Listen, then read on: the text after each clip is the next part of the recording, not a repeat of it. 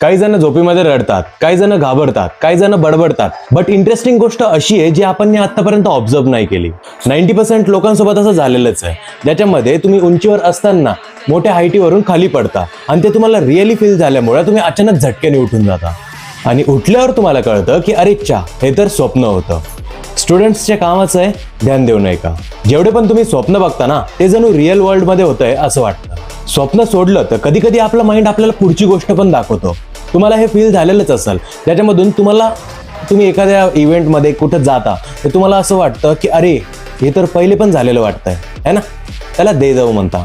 हे मी जे तुम्हाला सांगितलं ना, ते आपण कॉमन आहे म्हणून इग्नोर करतो. बट याचा मास्टर माइंड तुमचा सबकॉन्शियस माइंड आहे आणि ह्याचा हॅक जर स्टुडंट्सला कळाला ना, तर ते फक्त एज्युकेशनमध्येच नाही तर कोणत्याही फील्डमध्ये पीकवर जाऊ शकता.